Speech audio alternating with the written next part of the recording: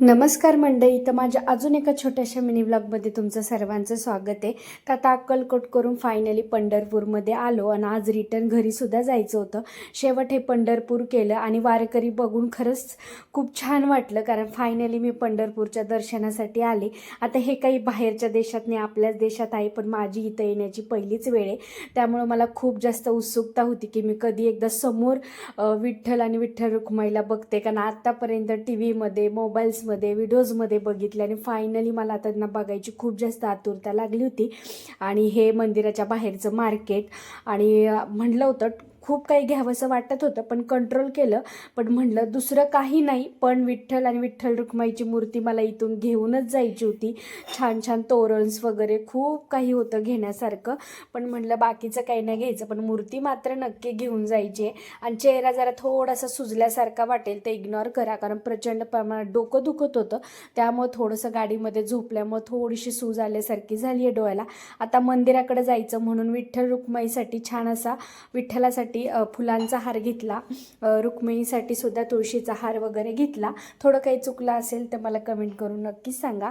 2 अशा पद्धतीचे हार घेतले. गजऱ्यांचा वास तर इतका छान म्हणजे वाटत होता, असं वाटत होतं किती गजरे घेऊन किती नाही, कारण फ्रेश वाटत होतं खूप. आणि आपण कुठल्याही देवाच्या ठिकाणी जातो ना, एक पॉझिटिव्ह एनर्जी कायम आपल्यामध्ये असते.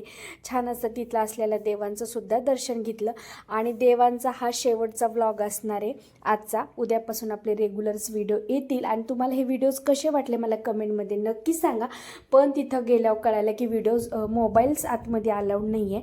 त्यामुळं मी आता जेवढं होईल तेवढे गाभाऱ्यातल्या देवांचे व्हिडिओज तुमच्याबरोबर शेअर केले, पण इथं मोबाईल अलाउड नव्हता, त्यामुळे बाहेरच ठेवायला लावला होता. आणि फायनली दर्शन वगैरे घेऊन आल्याच्या नंतरचं मी हे शूट बाकीचं घेतले. आता पंढरपूरला गेले म्हणलं चंद्रभागेवर तर जावंच लागणार आहे. तर छान असं चंद्रभागा जी आत्तापर्यंत कधीच अशी समोर बघितली नव्हती. फायनली म्हणलं चला तिथं जाऊया, छान असं हातपाय वगैरे धुऊया, फ्रेश होऊया, कारण आता निघायचं सुद्धा होतं. आणि तरी पण आम्हाला 9-9:30 वाजले होते. आणि असं बाहेर थोडं गर्दी बघून असं वाटलं होतं की आतमध्ये गर्दी वगैरे असेल, दर्शन वगैरे होणार नाही. पण जेव्हा आम्ही मंदिरामध्ये आतमध्ये गेलो तर तिथं सर्वात पहिल्यांदा आम्हीच होतो. त्यामुळे 9-9:30चा टायमिंग झाला होता ना. आता कसं मुलांना सुट्ट्या वगैरे बाकीच्या शाळांना नव्हत्या, त्यामुळे दर्शन आमचं एकदम शांततेत व्यवस्थित विठ्ठल रुक्माईच्या पायावर डोकं ठेवून मस्त असं दर्शन झालं.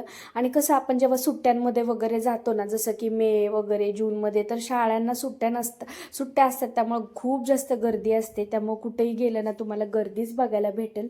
तर मग आजचा व्हिडिओ कसा वाटला मला कमेंटमध्ये नक्कीच सांगा. व्हिडिओ आवडल्यास व्हिडिओला लाईक शेअर सबस्क्राईब करायला विसरू नका. बाय.